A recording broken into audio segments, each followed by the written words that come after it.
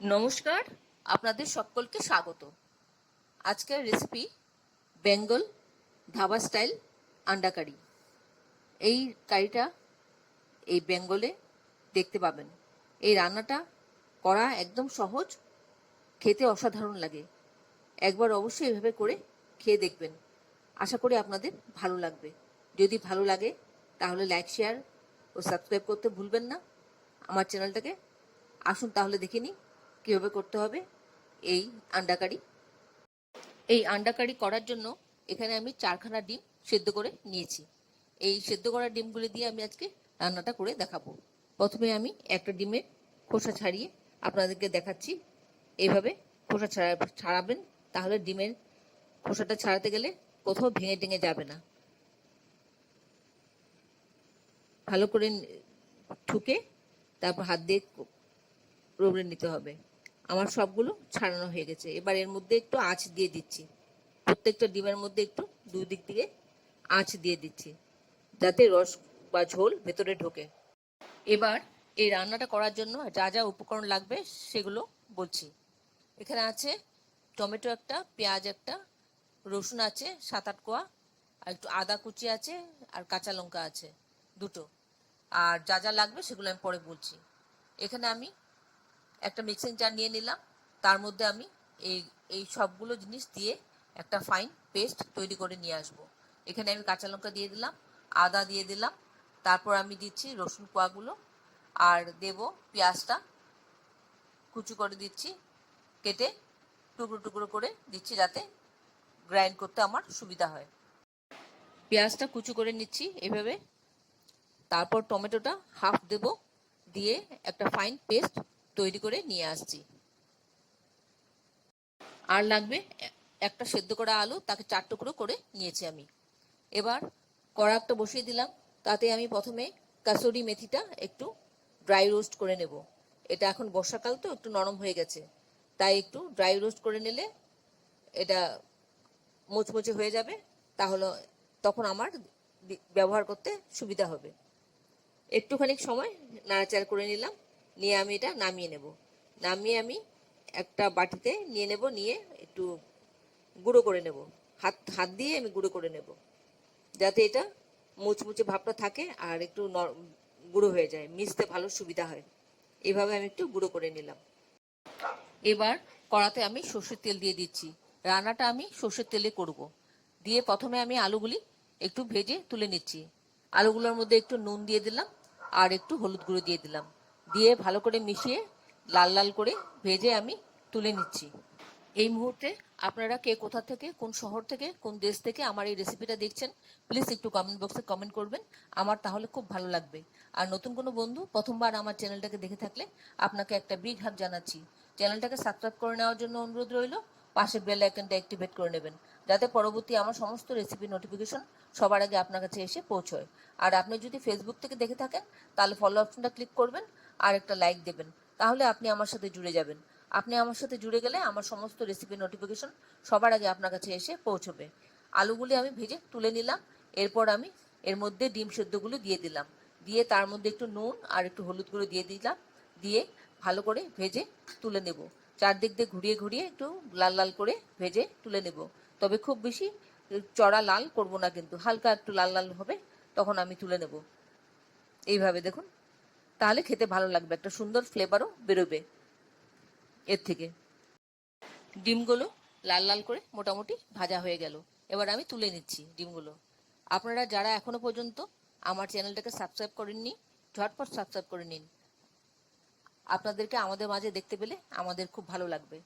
তারপর বাকি যা তেল রয়ে গেল সেই তেলের মধ্যে আমি পেস্টটা দিয়ে দিলাম, পেঁয়াজের পেস্টটা। আর দিলাম একটুখানি টমেটো সস 1 টেবিল স্পুনের মতন, আর দিলাম নুন, আর দিয়েছি হলুদের গুঁড়ো হাফ টিস্পুন, একটা তেজপাতাও দিয়ে দিলাম। সব মিলিয়ে এবার মশলাটা একটু ভালো করে কষিয়ে নেব। খানিকক্ষণ এইভাবে কষাবো মিডিয়াম ফ্লেমে, খুব বেশি হাই ফ্লেমে আমি কষাবো না, তাহলে এটা এত ভালো হবে না। এবার একটু মিক্সিং জারটা ধুয়ে বাকি পেঁয়াজের যে কাটটা ছিল সেটা আমি দিয়ে দিলাম। খানিকক্ষণ এইভাবে একটু কষাবো, যতক্ষণ না এই মশলাটা থেকে তেল ছেড়ে যায়। মশলাটার থেকে তেল যখন ছেড়ে যাবে তখন এটা বুঝে নিতে হবে যে মশলাটা আমার ভাজা হয়ে গেছে। খানিকক্ষণ এভাবে নাড়াচাড়া করে কষাতে থাকবো মিডিয়াম ফ্লেমে। এবার এর মধ্যে খানিকটা কাসুরি মেথি দিয়ে দিলাম। যা নিয়েছি তার অর্ধেকটা দিলাম, আর অর্ধেকটা আমি পরে ব্যবহার করব। দিয়ে আমি খানিকক্ষণ নাড়াচাড়া করে নেব। এই কাসুরি মেথিটা দিলে পরে খুব সুন্দর একটা গন্ধ হয়, আর এটাই ধাবা স্টাইলের আসল রাজ। যারা ধাবাতে ওরা রান্না করে ওরা সব এই কাসুরি মেথিটা ব্যবহার করে। তারপর এর মধ্যে আমি ভাজা আলুগুলি দিয়ে দিচ্ছি। ভাজা আলুগুলি দিয়ে খানিকক্ষণ আবার একটু কষিয়ে নেব। দেখুন আস্তে আস্তে জলটা শুকিয়ে আসছে।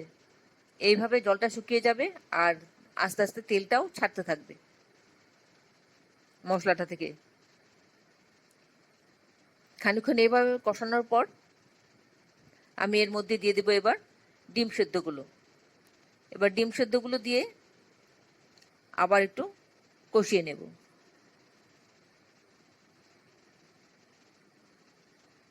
আস্তে আস্তে দেখুন তেল ছাড়তে আরম্ভ করেছে একটু একটু করে। এইভাবে ভালো করে খানিকক্ষণ কষিয়ে নেব।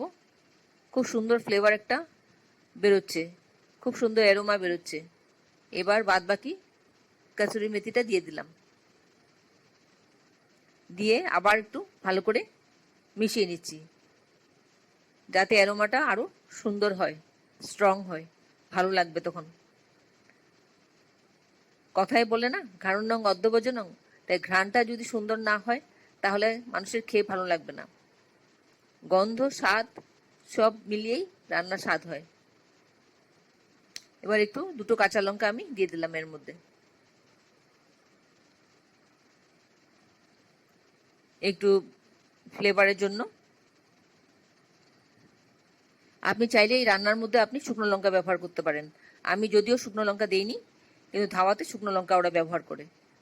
এবার সামান্য একটু জল দিয়ে দিচ্ছি।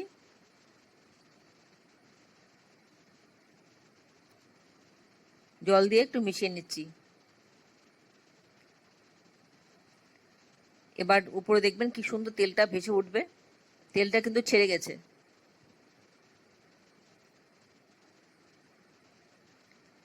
আপনাদের যদি কোনো প্রশ্ন থাকে আমার এই রেসিপি সম্পর্কে অবশ্যই কমেন্টসে জানিয়ে দেবেন, আমি আপনাদের প্রশ্নের উত্তর দিয়ে দেব।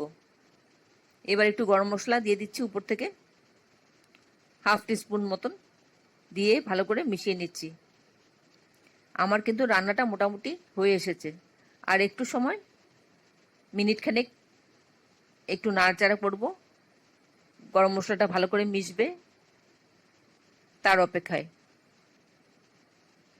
এবার আমি গ্যাসটাকে অফ করে দিয়ে তারপর আমি মোটামুটি হয়ে আসছে, এবার আমি গ্যাসটাকে অফ করে দেব। অফ করে দিয়ে ঢেকে একটু স্ট্যান্ডিং টাইম দেব। উপরে আমি একটু ধনেপাতা কুচি দিয়ে দিলাম, তাতে ফ্লেভারটাও আসবে আর দেখতেও সুন্দর লাগবে। এবার গ্যাসটা অফ করে আমি স্ট্যান্ডিং টাইমের জন্য ঢেকে দিলাম।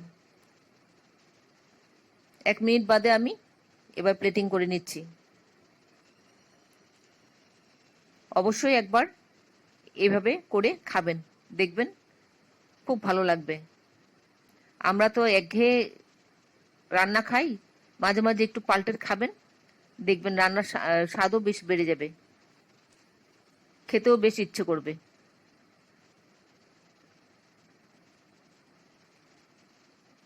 এতক্ষণ ধৈর্য ধরে আমার এই রেসিপিটা দেখার জন্য আপনাদেরকে অসংখ্য অসংখ্য ধন্যবাদ।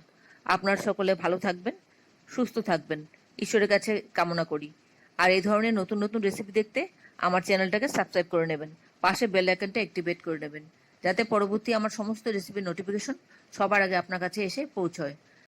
তাহলে আসি বন্ধু, আবার দেখা হবে পরবর্তী রেসিপিতে। ভালো থাকবেন, নমস্কার।